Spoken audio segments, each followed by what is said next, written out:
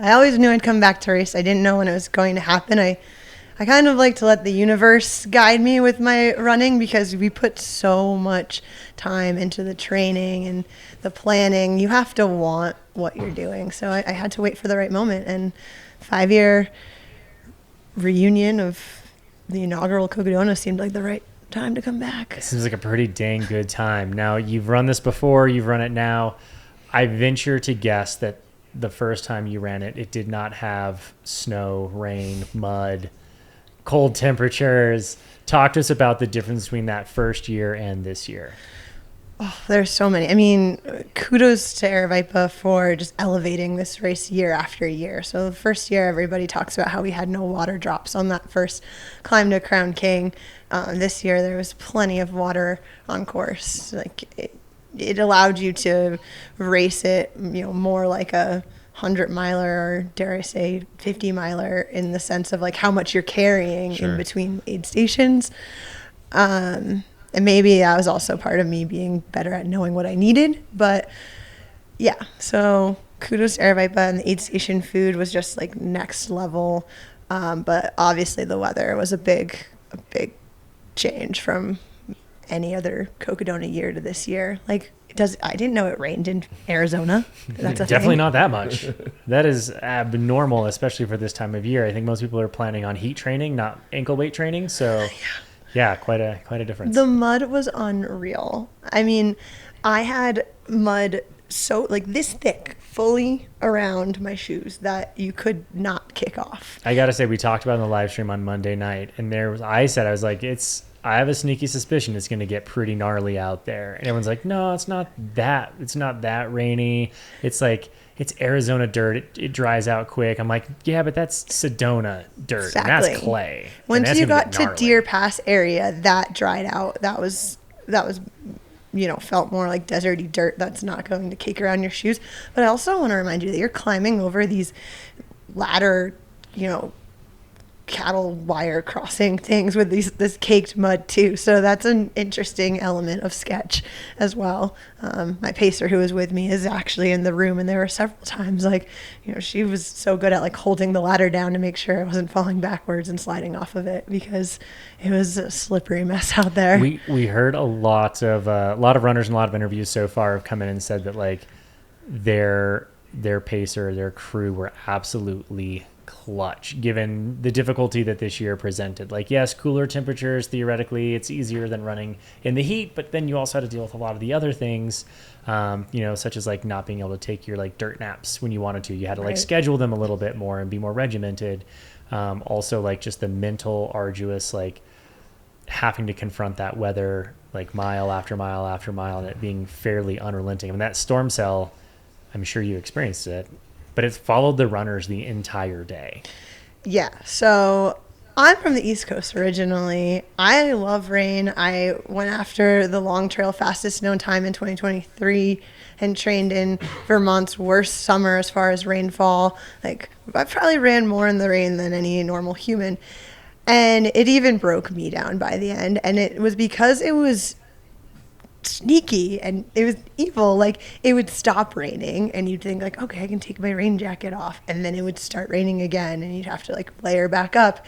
And so my trip from Mingus to Jerome included a lot of just like layer changes. That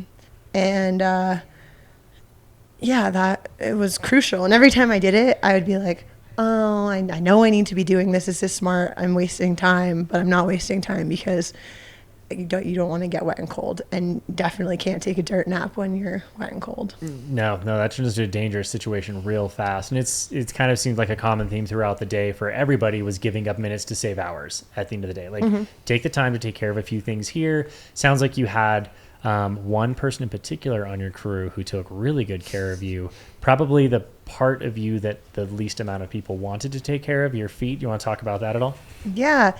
So fun fact, I broke my foot at Black Canyon 2024 around mile 6 of the race and decided to finish anyways because I don't know, like your feet hurt during these things, and I couldn't tell if it was something that I was going to make worse if I kept running on it. So by the end of the race, my 5th metatarsal was completely broken. I could feel the, it was, unfortunate. Sounds fantastic. Yeah, I've been really lucky when it comes to injury. I haven't been injured, knock on wood. So I felt like that was my kind of jury duty moment for trail running. Like, okay, now you can time out. You're on the bench. And so with that injury, I was on crutches for 3 months, non-weight bearing, 3 months, 2 of those months in a boot, and basically had to relearn how to run trails after 6 months of not being able to run. And it was really thanks to my coach and finding a doctor who cleared me to start working with my coach to start doing these like walk for 10 minutes, jog for 5 minutes, walk for 10 minutes. And that literally would be the workout. And I do that twice a week. And then the next week I might get to do like 2 5-minute intervals of jogging. And then the next week, maybe it was a 10-minute interval of jogging. That's a long, slow recovery, right? Very long, slow recovery. And so in that, I said to Dr. Hammond, kind of jokingly, but also probably serious, so you're letting me run again. Does this mean that you want to come out and help me with Cocodona 250? And to my surprise and delight, he came on out and took amazing care of my feet. So talk about this care a little bit, because I mean, we talked about a little bit beforehand. It sounds like there were a lot of interventions. Yeah, it was kind of, people like hearing about feet. I'm here to talk about it. So I got to work with the sock company Cetas. They are just really thoughtful in their product design, honestly. So can you see my feet on the thing? Oh yeah, you can see my feet. Yeah, so like this sock is their trail double, and it's super compressive, so my ankles were getting like a nice hug the whole time. It also has like extra padding on the heels, which was clutch because you kick so many rocks into your feet, especially on that climb to Crown King. So that was nice. And then there's a double sock, so it actually like if you look on the website, they probably have a better phrasing of how I'm going to put it, but it's like 2 layers. So essentially the friction happens between the 2 layers of sock and not like your foot and the rocks in your shoes. That's how it feels, at least. And so that worked out great. And so the right socks, and then Dr. Hammond was drying my feet out at various aid stations and putting cool little toe trinkets on them. All sorts of fun things. It sounds like you had like some. We'll have him on later, and we can get into the nitty gritty of how to take care of your feet in these ultras, because that's a very big part. Like even Lucy Bartholomew, who just paced, she was walking around, of course, in true Lucy fashion, barefoot around the finish line, and she's like, like I've got one toe that's pretty messed up right now from like all the cold and water and wet, and then like lost a toenail, and like now it's just pacing. Be on it. And so I learned the first year. This is so stupid, but I mean, this is how we learn. We make mistakes, and the first year it was extremely hot and my ankles were incredibly sore. So I decided in some state of delirium to put ice in my socks, which then melts into your shoes. And it caused some verge of trench foot, and my feet were in severe pain through the back half of that first year, just because I didn't know what I was supposed to be doing with my feet. So A+ for foot care. Yeah, no, absolutely. Really quickly, friends, I just want to cut in. Looks like Andy Glaze finally made it to the finish line. He is one of our legacy runners. Has finished the race all 5 years. Definitely had a hard day out there. But yeah, big ups to Andy for gutting it out and getting it done. Lots of Glaze fans up, and it looks like he's got a couple finishers behind him. No, Glaze is a fixture in the sport, especially around this area. His signature split shorts and button up can be seen at any 200-mile race around the globe. Shelby, you said you ran with Andy and I was just thinking he had that outfit on when I ran with him on day 1 at Crown King, so either he has been wearing the exact same outfit the entire time. Likely. Which is really impressive. That sounds like Glaze. That's wild. You know, he knows it works. I changed my outfit a lot. He has literally 1,250 miles on this course, 1,258 miles on this course. And I'm sure he knows exactly what it takes to get it done. And as do you, because now you're a 2-time finisher. Yeah. 4th place. You said, how many hours did you drop off? Just under 27 hours, like 26 and change, I think. Yeah, so in 2021, I finished around 112 hours, and this year was like 85 and some minutes. That's like an entire like impressive hard rock performance off of your race. There was a point where, so my pace plan, I got really into planning this year because I learned the first year that planning is important.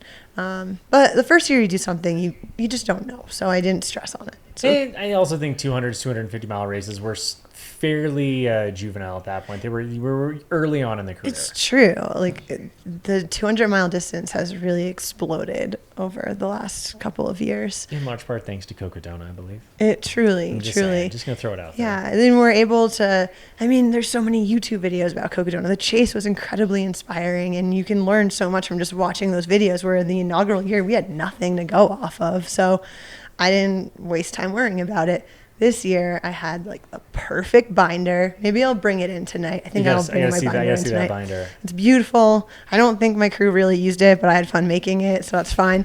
But I was targeting a sub 70, and I really believe that I could run at the 69 on the Cocodona course, and Rachel beat me to the punch, but it's cool. It's cool. She crushed it. But let's talk about the ladies that towed the line this year. And there was an incredible list of lady slayers out there. I mean, how did you feel towing the line against the likes of Rachel Hendricken, now 2-time winner, former champion, and you had Mika Thews out there, also a winner.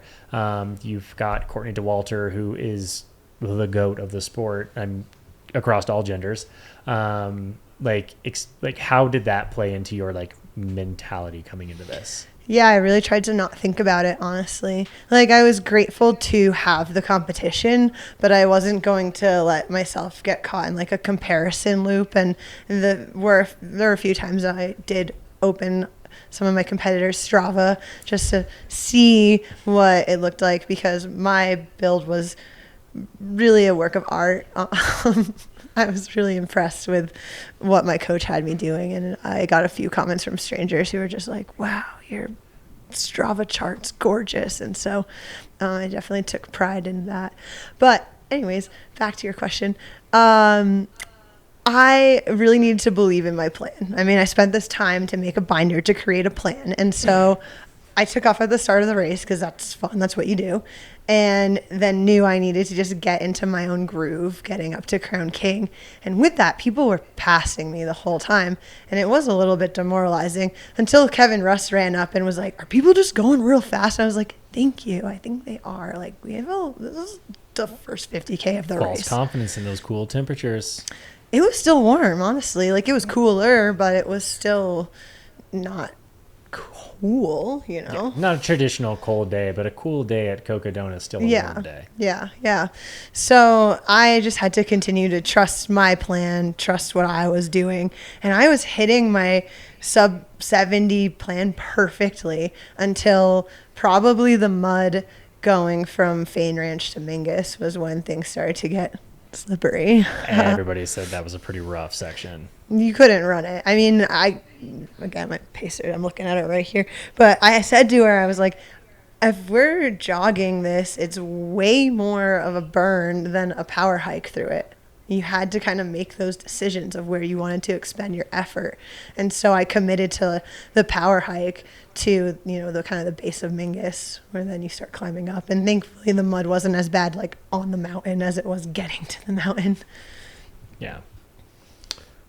Yeah, I just wanted to ask, it seemed like when we're talking about your plan, and you really stuck to it, because you kind of just walked your way through the field. I don't mean walk, but you slowly but surely, from day 1 to day 2 to day 3, just moved your way consistently up in the field. And I remember going to bed and waking up the next morning and being like, damn, Shelby's in 4th place, and I felt like you really had legs to charge at the end, and really gobble up the distance. Talk about like how that execution felt once you kind of got past the dreaded mud section that I will say everyone I've talked to has said it was atrocious. Like it was Mud-ageddon out there. Yeah, they'd rather have 100-degree temperatures and dry than 40-degree temperatures and mud on Cocodona. So Yeah, that mud was very unique. But big cats hunt at night. And I really... Please tell me you said that out loud so many times this weekend. Oh, so many times. Yes. And when it wasn't night, I just kept saying, big cats hunt, big cats hunt.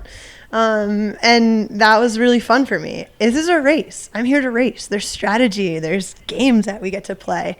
There was kind of a maybe mean moment. It wasn't mean, but it was, me playing games a little bit with Jenny Chrism was in front of me, and Tony Hill came out to, film for Cocodona Chronicles, and she kind of talked to him, but then he came back and was talking to me, and I'm like right on her tail. And she was like, do you want to pass? And I was like, nah, I'm good.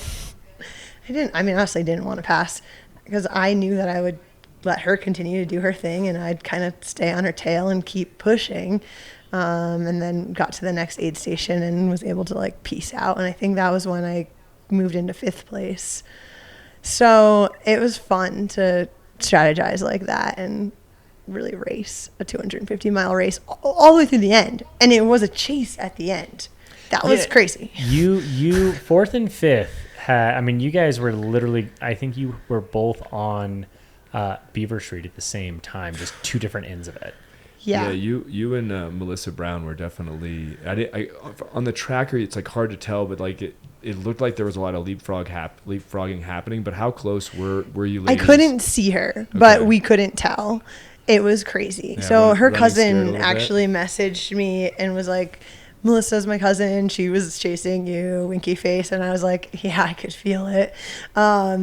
She was right there and I couldn't see her because you're going up Eldon, and I had my coach was pacing me for that section, which was perfect. Like I needed that because I started it and I was like, if she passes me, I'm going to be so pissed right now. So like you cannot let that happen. And he was looking around, checking the tracker, and I'd be like, what do you see? What do you see? He's like, nothing. I'm good. Just keep going steady. You cannot slow down. You need to keep pushing. And so, yeah, we hammered what felt like hammering, at least at that point in the race, up and down Eldon. I think it's all relative, right? Like the effort level is the race. It's not necessarily the speed, because especially if you're given like rainy conditions, muddy conditions, like maybe in a marathon, like a heavy headwind, you're still racing. Yeah. It's just the effort level you're putting out might not be as fast as if it were ideal conditions. Totally. And what also made it interesting was my crew had been told that the top of Eldon was crazy cold and windy, and something had changed. It was super hot, and so I had like way more than I needed in my pack in preparation for dying on the top of Eldon or camping out up there. Probably a good thing to overpack for. Yeah, not a bad place to be prepared. No, I'm so appreciative of my crew for keeping me safe, and I've definitely experienced bad moments in the wilderness for not being prepared. So yeah, we had a couple of the front runners ran into being underprepared, getting a little overzealous and taking off in the mountains without the right gear, or we saw Ryan Sands leave an aid station after having changed a shirt, then putting a jacket on, then taking the jacket off, then taking the shirt off, then putting the jacket on. It was just... The weather was so hard. It was a very... that's what Versteeg was saying, the same thing, where it was just like, I've never felt so miserable in terms of like humidity and like all of that was getting at him. So to finish on such an incredible year, like... I think 2025 will forever be a memorable year at Cocodona, just given the fact that we had incredible views. I'm gonna pat myself on the back. We had an amazing live stream, so it's captured for perpetuity and forever. But we got to see some incredible like weather and perseverance and different game plans than we normally see at Cocodona. So like awesome to hear that you were in it to win it, playing the games, doing what needs to be done in these kind of courses. I'm gonna stop talking and turn the mic over to Troy here in a second. But as someone who's never run 250 miles, I've limit myself at 100. why should I run 250 miles? Why should I sign up for Cocodona next year? It'll make you feel alive. Or nearly dead, but that's also But kind of then alive at the it same makes time. you feel alive. Yeah. Okay. Yeah. Cam Haines gave us a perspective that this gets you really close to death, which gets you really close to God. Oh, yeah. So it's a very spiritual experience for him. I got to spend some time with him on course, and man, he's a really good dude. Absolute gem of a human. I got the pleasure of walking him in the final mile and a half. I wanted to catch him too. It was good. He was pretty close. You were not too far behind. That's how I saw your finish, because I just finished with him, and then you came blazing through. I think I closed like 3 miles on him on Eldon. Yeah, I think he was pretty over by the end of it. But he was one of the people that passed me on Crown King, and not Crown King, but I'm just referring to that whole first section as Crown King, the journey to Crown King. And he like gives me a hug, like a almost falling over rocks hug. And I was like, oh, like, you're really nice, you know? Like, Fair. You don't get that often. Yeah. And so I told him I was hunting him, and I was so close to catching him. So Hunting the hunter. I know, Wow. Right? Ooh, Big cats hunting. I like right? that. A question from the chat. Someone wants to know, go ahead and shout out your coach. You mentioned pacing with them, but who is your coach right now? Yeah, I work with Martin Torres. He bought coaching. He's in LA. I met him when I was with Adidas Runners Los Angeles, which is a really cool running community that Adidas Runners, it's a global thing. I think there's probably 76-ish chapters across the world, and there's only 3 in the US, New York, LA, and Atlanta now. And so Martin is the head of that, and also has like a cool, Hollywood job, and is just smart and calm and good at everything he does. So I trust him. Yeah. And when he told me to run, I ran. I love it. It's good when you can trust the people in your corner to make sure that they're like completely looking out for you and what your goals are. It's like so important. I do want to say April J in the chat said, "Go Shelby! I remember buying so many Gooder sunglasses during the inaugural year with your Coco Loco promo code." So marketing hilarious. game is strong. And I know that's something you're also super passionate about. But going back to your race, I mean, any really major low points that were like, and obviously it's 250 miles, so I imagine there's more than one, but anything in particular, and then I'd love to go parry that into, some of the really high moments for you. Yeah, so I died and came back to life after. It was really... I bet you felt so alive. And I felt so alive.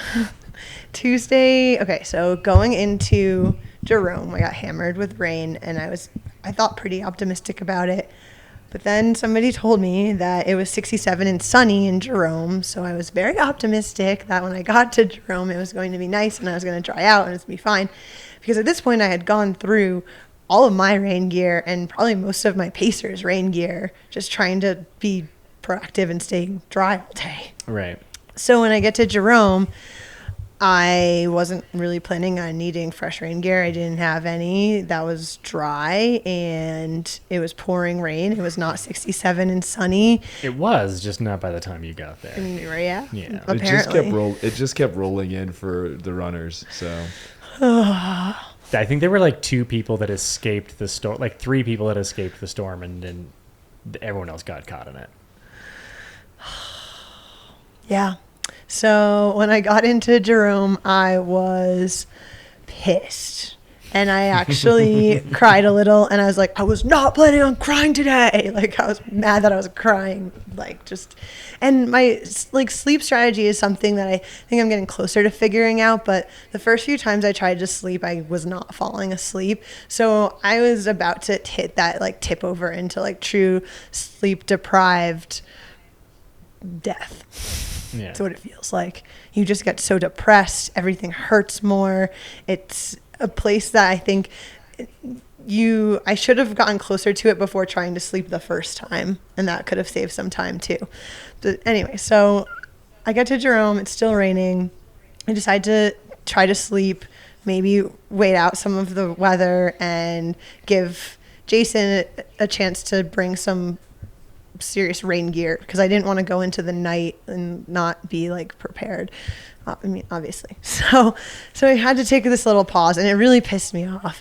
I went out with Dr. Hammond for that like 8-ish, 9-ish mile stretch, and was just kind of trying so hard to be positive, but my brain kept shutting it down. Like I'd be like, you're strong and you're capable. And then my brain would be like, you're pathetic and weak. I was like, no, but I'm strong and I'm capable. Like, you're pathetic and weak. And so, yeah, I battled with that basically from Jerome to Deer Pass.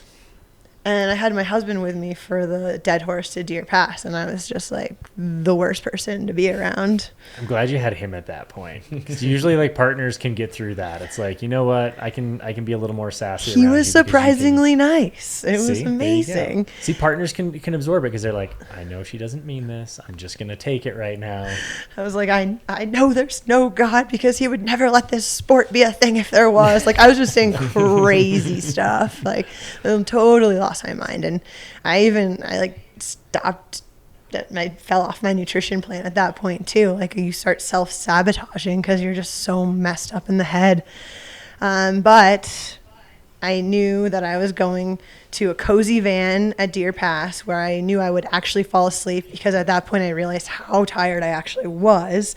And so I got a good, I think 45 to an hour of sleep, and I woke up, I was a completely new person.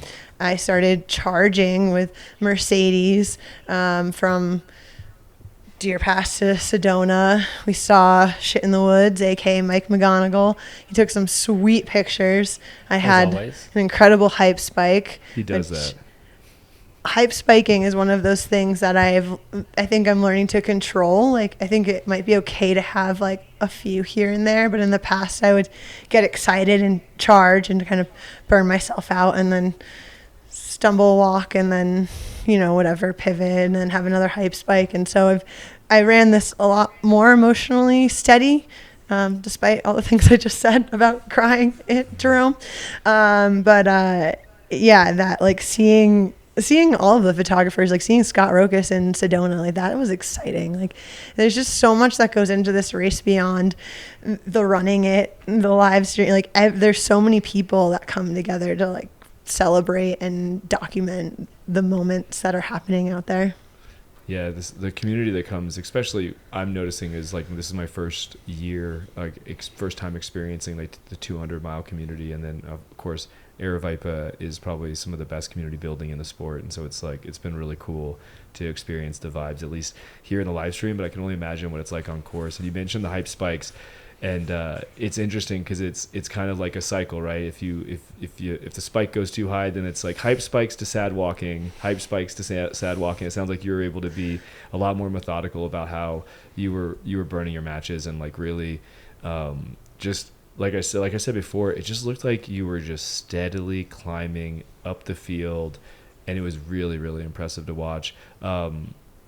What were some of like the high moments for you? Like any particular places where the stoke got really high, besides just getting to see some of the people in the community? Well, I had a sweet hype spike with Cam Haines where I was just about to put my poles away, the descent from Mingus into Jerome, like the first descent, like the kind of flowy single tracky descent, not the baby head rock part. I was putting my poles away because I was like, I'm going to run this. This is sweet terrain. And Cam comes up behind me, and I was like, actually, can I go first? Because I was about to send it. Let's run together. And so I send it, and that was just like, I let my pacer chat with him, and I mean, it felt like I was sending it again. Who knows how fast I was really going, but it was so fun. Like, and I knew that was a hype spike, but I was like, I'm okay with that, because that's one of those memories that you'll have. Like you got to share this cool moment with like my pacer, Alyssa Clark, and Cam, and I don't know. So there were definitely a few moments like that where it was like, I'm creating something special for myself right now, so let's run and enjoy this. Yeah, and like, I mean, honestly, as like a outside observer, kind of seeing the chronicles, seeing some of the footage come in from course, but then ultimately, following a dot on the map, it just looked like you were someone that was very much in control of their destiny, and like leveraging kind of maybe that superpower that you've created over the last like couple of years? You had the inaugural year that was like there was a lot of suffering for you. It was like it was a tale of two races, I feel like, for you, where the beginning was amazing and then obviously the end not so much, and then having to go through and battle, breaking your foot, coming back. I follow, we know each other from whatever an obsession with the Lost Coast, or actually our obsession with the Lost Coast. And Shelby was actually gracious enough to come on the podcast, and we basically spoke for an hour and a half about the Lost Coast, which was actually really cool. But your rehab and the work that you've put in to get to this moment right here was very impressive for me to see. And can you talk through like what that mindset from I can't walk and I'm on crutches to like I'm going to go back to Cocodona in 2025. Like when was that moment where you were like, I can do this? Because we were talking about that progression that you had to go through to go from like non-weight bearing to actually back to running. But like, what was that moment when you were like, I think I can go run 250 miles? Well, okay, just like to rewind a little, even when I was on your podcast, we were in the middle of van life, and I go back and listen to that episode, and I was so stressed. Like life was just really stressful and hard at that point. And I think that part of this whole thing, like in preparing for Cocodona, was also trying to get my life together too. Not that it wasn't together, but I'm somebody that's always trying to improve and be better and feel good. So I think that it was like a whole thing of moving parts to get back to Cocodona. But specifically with the injury, I guess I've always felt confident in the ability to traverse 250 miles on foot. Like even that inaugural year, it wasn't a moment of, oh, I can't do it. I knew I could do it. So that helps, like just having that confidence. But there were definitely training runs where I was like, how am I going to do this? And I think it really felt challenging when I started to run on technical terrain again, because there's an interview that Dreama Walton did with me, and it was my first time walking on a trail, and it's horrifying to look at for me. I'm like, we're critics of ourselves, so I don't take what I'm saying too seriously, but I look at it and I'm like, I don't look like I'm in shape. I'm stumbling, like I can't figure out how to walk over these rocks. And I remember being in that moment with her, just feeling like, am I doing Cocodona and I can't even like walk on rocks right now? Like, how is this going to come together? So I think part of it's like acknowledging the work that you need to do to get there, and acknowledging, like, okay, this is not going to happen overnight, and just really, really trusting the process. Yeah, like anything, it's a journey, right? And it sounded like you had a moment where you almost had to like relearn what technical trail was like, because it had been so long since you'd actually been on it. Yeah. And I guess I've now done several races, but I still do feel fairly novice. Like there's so much to learn in the sport. Even after a successful race this year, I know where I can improve. And I think that's partially what is so addicting about ultra running, is because there's so many things that you can fine tune and play with. Well, you mentioned the time goal that you initially had, and you said Rachel kind of beat you to it, right? But with that being said, I mean, are you kind of hinting at what the future is going to look like, or do you have plans on coming back in 2026 to see if you can't kind of reset a bar that you've already set pretty high for yourself? I have a tickle. I need to cough out. Go, let it out. Making me cough. Sorry, I could like feel it coming. The dust, even with the rain, it gets you. Yeah. Do you need a lozenge or anything like that? Grab a little drink. You're good. Just take a sip. I'm fine. No, it's all good. Pass it on down. I mean, like it felt like I swallowed a bug, but like obviously I'm inside and there's no bugs, so it's just Cocodona dirt rattling around in there. Yeah, you got the 100-mile hack is quite the thing if you go 250 miles. I had to tell myself to not care, because if I started trying to hack, it was really rewarding when you like see the green phlegm balls come out. You're like, okay, I got something. But you like spaz out your diaphragm. Yeah, that makes and then sense. it's hard to breathe. and so then you can't move as fast. So there's a point when I was just like, when we spoke with Jose a little bit ago, he mentioned even though it rained for most of the race, that last day and a half where the sun did come out and things did start to dry out a little bit, he was definitely complaining of feeling like he had the Cocodona crud. So yeah, the Cocodona crud, I like that. I like that.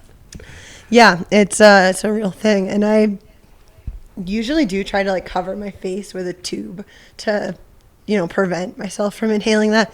But that's also like a commitment to looking a little bit crazy, because like in the past I've like attached it to like my sunglasses so you don't like it stays up and there's airflow. And I should have done that, even though I didn't feel like it was hitting me as bad as it had in the past. But you got to take care of yourself out there. Yeah, 100%. Okay, so wait, what did you ask me? Well, it's absolutely just one of those races where you got to take care of all the little things, because little things become big things. It's very quickly. It's the law of distance, right? Like 1 degree given enough distance can end you up in an entirely different realm. Mm-hmm. So that 1 degree off at mile 20 can be disastrous, right? Yeah. By the time you hit 200, it's an entirely different scenario. Versus if you take care of it, you could make up for that lost time at the end. So yeah, the course correction. Hey, what did you ask me before? And the original question was, you mentioned a time goal that you wanted to hit this year. Okay. Does that mean that we're gonna see Shelby come back to Cocodona in 2026? Do you have other goals that you would like to see happen in the future? Well, Tuesday around, I guess it'd be Wednesday around 1 a.m. I was like, I don't need to go back to Cocodona. But I do love this race, and I love the fact that it's a point-to-point, and you're traveling through these different landscapes, and it's such a cool environment to experiment with what you can do as a human. Like it feels like a controlled experiment. I love that. So I've got 2 last questions for you, and speaking of taking care of the little things, we're going to let you go take care of the little things so you're not wasting so much energy and coughing and destroying your voice with us, although we do appreciate having you here. My last 2 questions for you are, 1, what was your most memorable moment? Like, take one moment, bottle that up, and keep it forever. What are you taking home with you? Okay, well, the hype hike with Cam Hanes was cool, but my favorite moment, I loved that we had to do those solo pacerless sections. I loved that because it showed it. You have to be able to do that. You have to be able to run by yourself in order to do these things. You need to be able to take care of yourself. And so when I left Foxborough to go to, where do we run from there? Munns. Yeah. That fire road was beautiful. We recently settled it down in Colorado Springs, and so I've been running a lot of very similar fire road at a similar altitude. So I felt so uniquely prepared for that. And I was doing such a great job staying on my nutrition and just owned it. And that was cool. And then I got to do it again through Fort Tuthill. And so I love my team, but I did enjoy the solo time out there and ran probably some of my best miles when it was just me. That's amazing. That's so counterintuitive. I love that, Shelby. It is the exact opposite of everything I was expecting. Yeah, and it's funny because every time we'd go to the Fort Tuthill camp, we'd be like, oh, this is the spot where everyone takes a hard reset. A lot of people take a sleep break. They all get ready and get really prepared to go out on their own, because it's got to be really challenging to not have a pacer at mile 217. And Shelby's over here being like, I really like that I got to go out without a pacer at mile 217. That's amazing, Shelby. That's awesome. Yeah, it's like, bring it, and I think that also, 100%. As far as the race strategy of something like this is unique, because in my head, I kind of knew there were people out there that probably were pissed they didn't have a pacer. And so, finding areas where you can play to your strong suits, I know it's what helped me slide into 4th. Awesome. So my second last question. Uh-oh. that was I told you, I said, everyone, this is 2 parts. What was the one thing that you're going to remember? And the other thing is, give the people a reason to show up to Cocodona 250 next year. I already told you to feel alive. Okay, we're gonna go with that. No, that's a good enough answer. That's solid. Okay. And beyond, Real last question then. Beyond feeling alive, though, the community is so incredible around this race. And when I ran Cocodona in 2021, I had only done North Face 50 miler, which was meh, and Javelina during COVID. So 2020 Javelina, which was super weird. It was great, and I'm so grateful that Air had that race, but it was nothing like it is now. Right. And so I really had not fully been a part of this trail running community. And wow, it's something special, and you feel that with Cocodona. And that's why I've been here in some capacity for 5 years, because the community is incredible. So I would say you want to be a part of this community, you should sign up for one of those races on Ultra Sign Up. So for 5 years, you've been either running, racing, pacing, crewing, live streaming. You've been doing it all, because that is what it takes to get to the finish line of one of these things, like to bring it's the communal factor for it all. That's a beautiful answer. I love it. Troy, you got anything left? I mean, we were talking about this before you came on. Shelby, I'm excited to see you put the group together to do the double Lost Coast FKT. It's something that when I found out you wanted to attempt that, and you had reached out to me through the DMs, and you wanted some beta on the Lost Coast, and I missed you by like 2 days, but I was able to like give you a little bit of advice. But when I heard you were going to do the double on the Lost Coast, I was like, I had never met you before, and I was like, I need to know this woman, because that she is she's batshit crazy, and I think that's amazing, and I'm excited for you to hopefully put that together in the future. So yeah, thank you. Yeah, if anybody listening, the Lost Coast Trail is an incredible trail in Northern California. It's called the Lost Coast because you can't drive through it, basically, right? Yeah. It's just wilderness, coastal wilderness, which makes it extra spectacular, where you have to plan around tides. And so I had this vision of doing an out and back on it, which means trying to plan this beach passing two twice. tide windows. When I heard you were trying to plan 2 tide windows, I was like, oh man, like that is next level. So and yeah, ultimately I only made it one way and was just not prepared. I'm an experimenter. If there's one thing you take away about my personality through this conversation, is I like to experiment, and that was for sure an experiment. But I do have this vision of getting like some cool girls together, maybe my 2 pacers, Mercedes and Alyssa, and maybe I can get Tina to come out too. Tina was another incredible pacer that I had out there. She's in SoCal, so she's actually the closest to it out of all the ladies. But it'd be really fun to do just like a team Lost Coast or any FKT challenge. I think like one of those long ones, because Lost Coast especially, it's so remote that it would be safer, honestly, with more to than have one person. another person. Yeah. But yeah, coming back to Cocodona in 2026, I'm not sure yet. I've been trying to not plan past this race. I'm looking forward to some like yoga and gym time. In the process of coming back from a broken foot, my training was so focused on just being able to really run again that I didn't do as much cross training as I would have liked to in the last couple of months. So I'll be hitting the gym hard.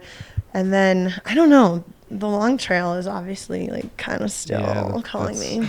Yeah, I feel you there. And I know it's something that, that I'm sure you're dying to try to get back to, because as you mentioned when we kind of first started this conversation, is you ran through days and days and days of rain, and it would be kind of cool to be in Vermont and not get dumped on for multiple days while you try to do an FKT. So yeah. Well, Shelby, you've earned a couple weeks off. Put your feet up. Get right. Someone did in the chat ask what was the name of the sock brand that you were sporting out there at Cocodona? Sidas, Sidas. Cool. And they have great insoles and just other foot care products. I'm going to let Dr. Jeffrey Hammond talk to you both about that, because it is a game changer once you figure out how to take care of your feet.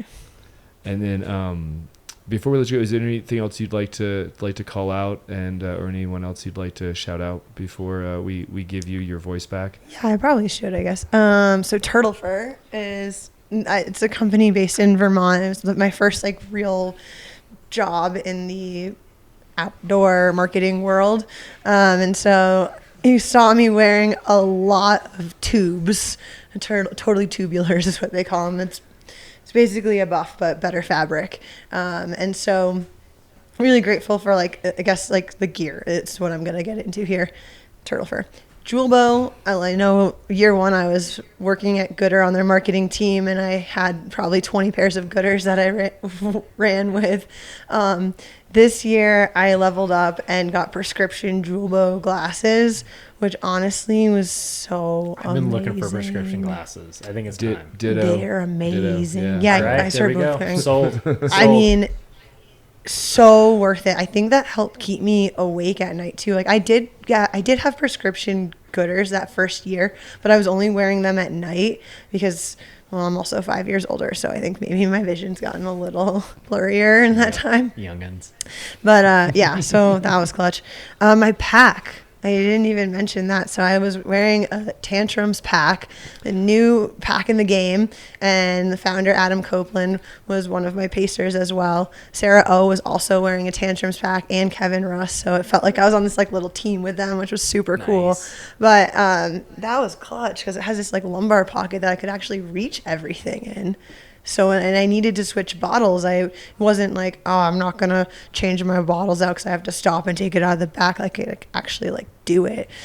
So the Rome, it's not out yet, but I got to rock a sample pack.